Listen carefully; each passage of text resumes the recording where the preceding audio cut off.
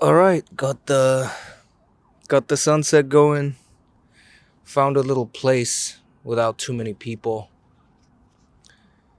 What could we talk about? I think what I was thinking about on the way here is how I think there are two kinds of people.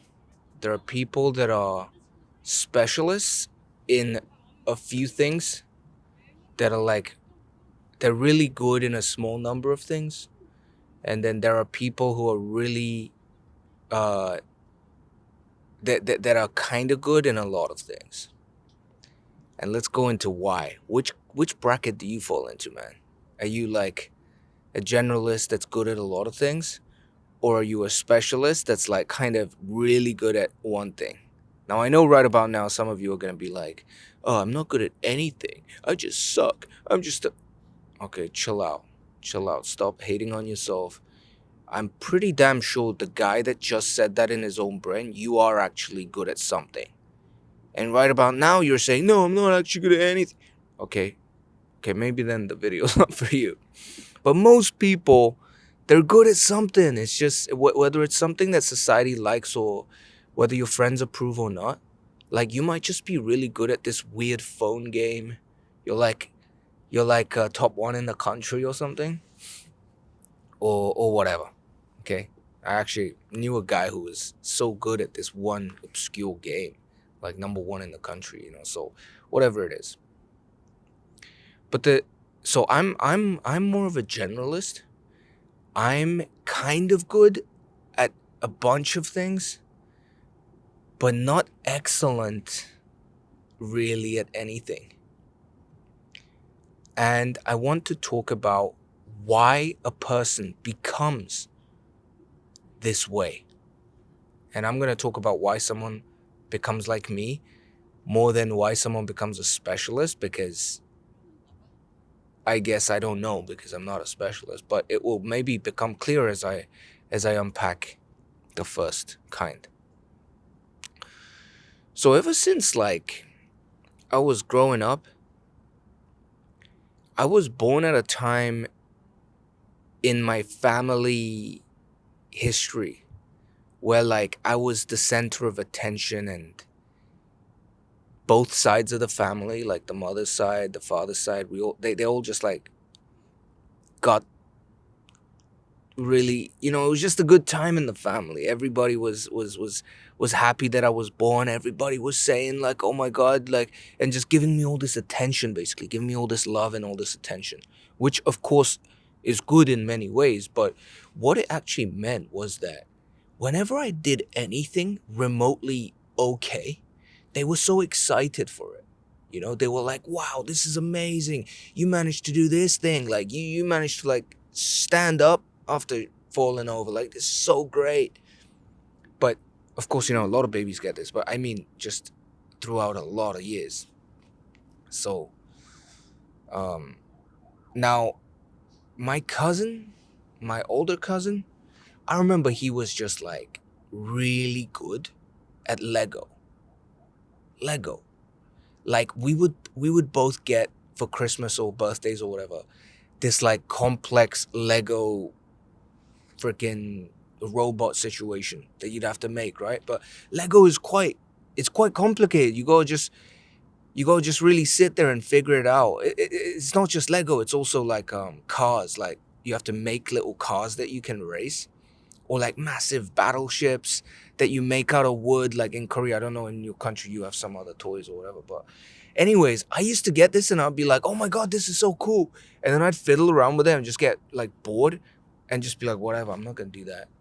But my cousin, like even when we were young, like 6, 7, 8, he would sit in that room and just go at it. 1,000-piece puzzle, a robot, whatever the hell, and he would get it done. It's amazing. And now he's an aerospace engineer. He does engineering for like the Korean like airline companies. So maybe this is just personal like characteristic and disposition, but I think it has something to do with validation and how quickly we are validated for the things that we do. So I was very quickly validated for the things that I did, which meant that all I had to do was just a little bit, just the tip, just like the surface level of goodness, and people would be like, "You're amazing, like you're just awesome," and I'd be like, "Yeah, like I'm awesome, like I get good feeling out of it," which is all that a human wants, really, as a baby especially. It's just like validation and love, right? And you got it too easy. Maybe you're like me, you got it too easy. I got it too easy.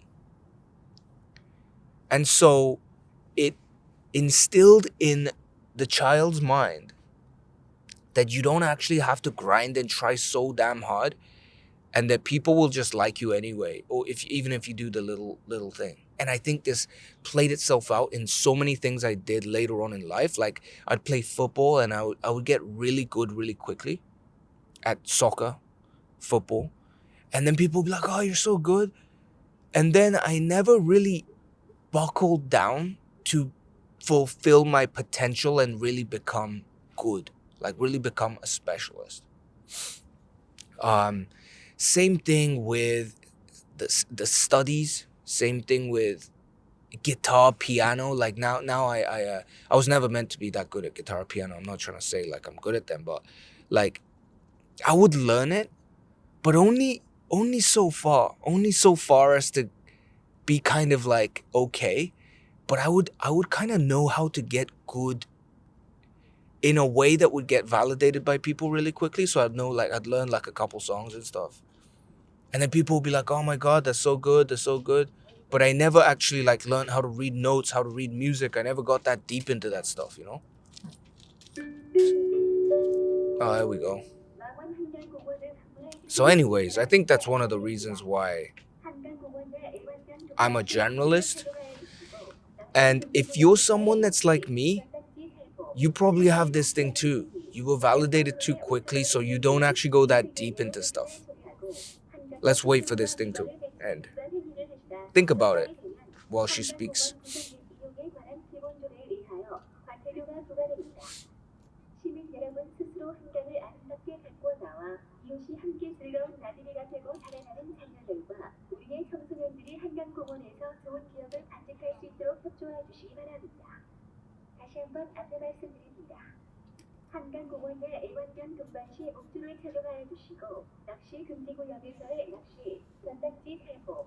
Do you understand what they're saying? You guys know a bit of Korean, huh?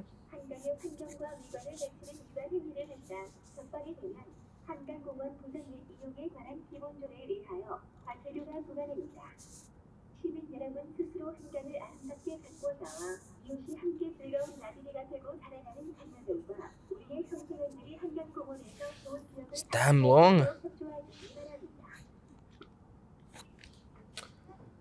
So anyways, I think that's quite an interesting way to think about, like, if you were a parent as well, right?